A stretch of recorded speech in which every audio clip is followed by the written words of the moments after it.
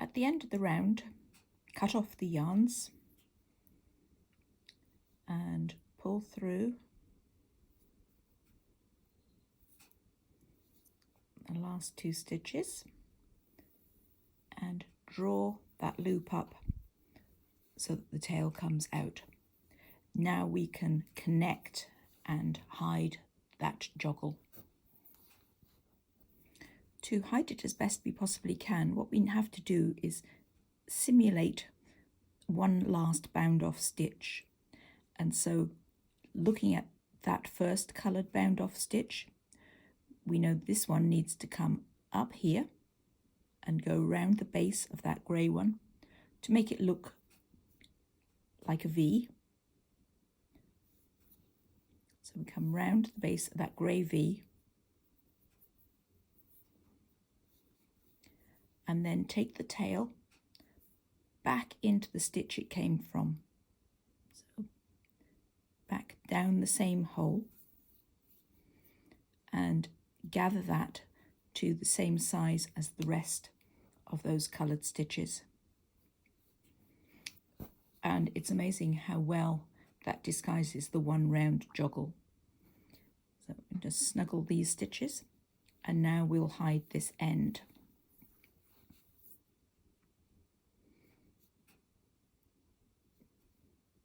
Just evening out these stitches, and I might take this piece of tail yarn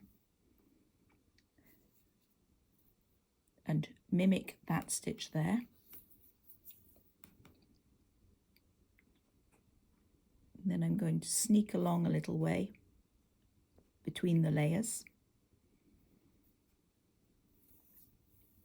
So that's a duplicate stitch here, and I've picked a matching colour stitch, and I'm going to duplicate one more stitch, again another matching colour stitch.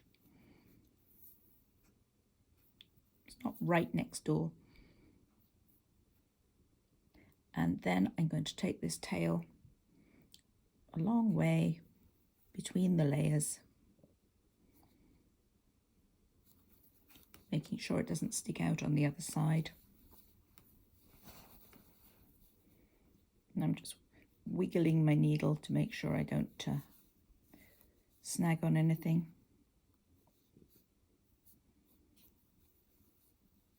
And leave a nice long tail inside the work. So there is our join. And I just need to do the same with the grey yarn, taking it in the direction that will soothe and smooth the joggle. And I'll probably share some of that extra slack in that stitch with its neighbours, so it just looks more normal.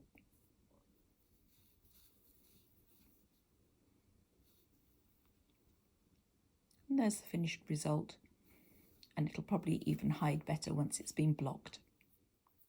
The only other yarn tails we have to deal with in this project are right back at the beginning. And so again, we're trying to copy the sequence that's been established and sort of mimic it. And each one of these coloured stitches kind of has a double bar, and each one leads to the next one in a series of little bumps. So I'm going to take my coloured yarn, my purple yarn, and go back in next to that one there.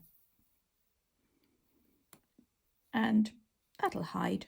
I'm not going to do too much more to it. I've also got the grey tail to deal with, but I'm going to take this inside the fabric now and try and find a similar coloured piece of purple that I can mimic, or I can just sort of fiddle around underneath the fabric. And I'm sure I've split some plies in my transit under here. Sometimes duplicate stitches can look raised, so I'm now going to go back in a slightly different position and dive across, and I'm quite hopeful that and I can feel I'm snagging some of that yarn from behind and catching into the plies, and this little area is quite textured, so no one's going to notice anything extra going on behind there. It's a good place to hide. And I'm just going to take my yarn tail a fair distance. So I've come in, gone round in a little circle and off in this direction, and that'll be plenty. And I'll chop this tail, give it a little stretch so it pops down inside the work. Now I'm going to look to see where the best place to use that grey would be.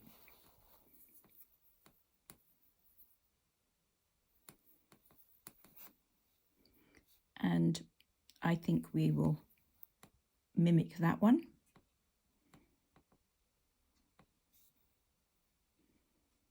I'm going to dive into the work and on the diagonal a bit.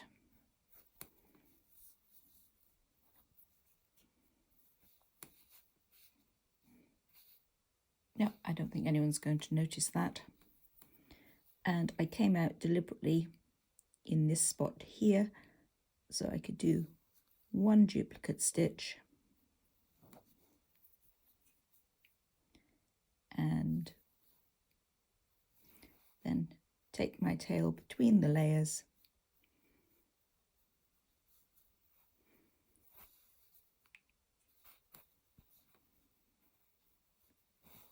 and distribute that inside. And there it is. And we are all done.